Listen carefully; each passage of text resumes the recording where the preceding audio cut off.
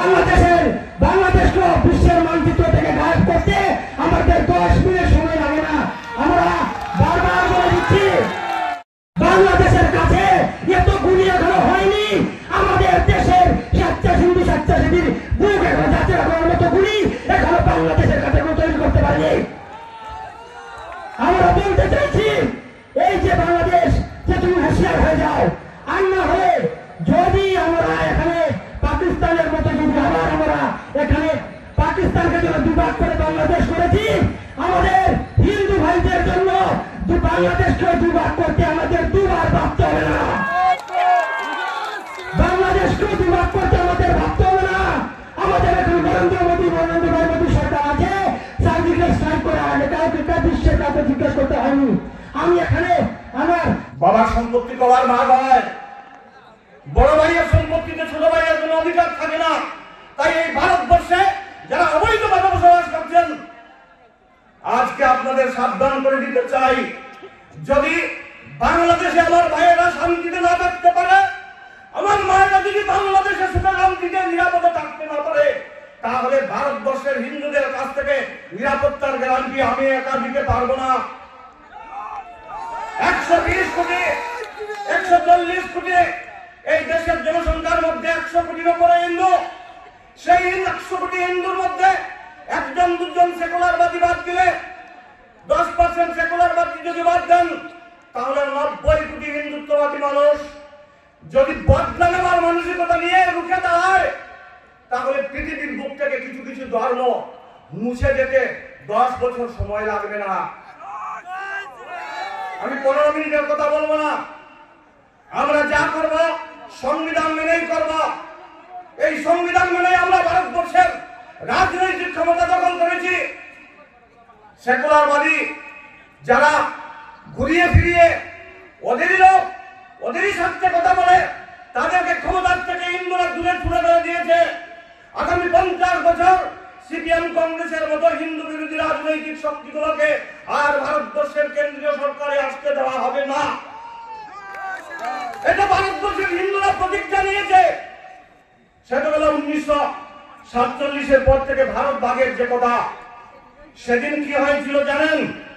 রাতে অন্ধকারে বাংলাদেশ অর্থাৎ বর্তমান পূর্ব পাকিস্তান আর বর্তমান পাকিস্তান যেটা তখন পশ্চিম পাকিস্তান ছিল, সেই দুটো দেশ থেকে কাতারে কাতারে হিন্দু নিজেদের 14 পুরুষ নয়, 100 পুরুষ নয়, 1000 পুরুষের ভিজে মাটি ছেড়ে স্ত্রী পুত্রের হাত ধরে ঘর ছেড়ে বেরিয়ে পড়েছিলেন ভারতবর্ষের দিকে।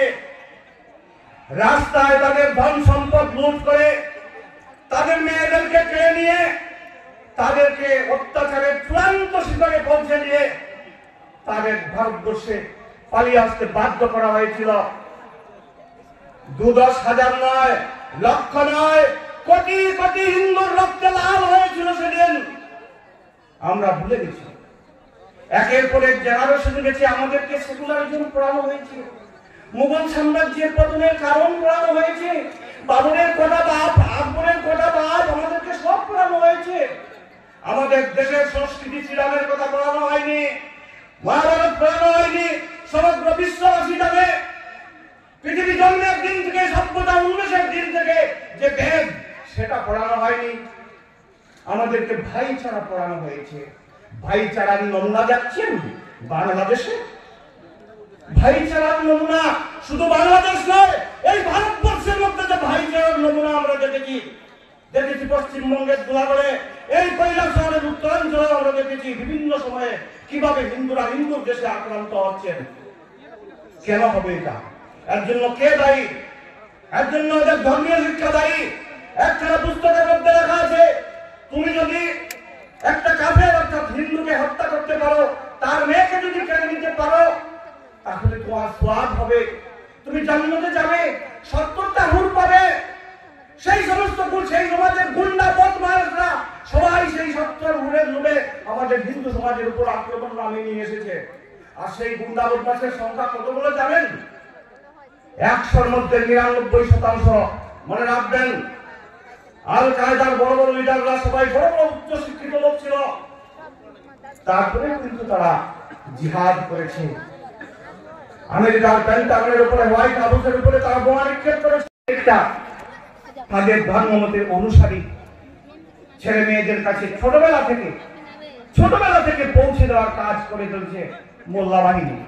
আর তারই ফলশ্রুতিতে আজকে সারা পৃথিবী জুড়ে যত অন্যায়, অত্যাচার, অভিযোগ, ঝগড়া, জাতি, বিবাদ, যুদ্ধ চলছে, সবকিছুর মূলে একটাই,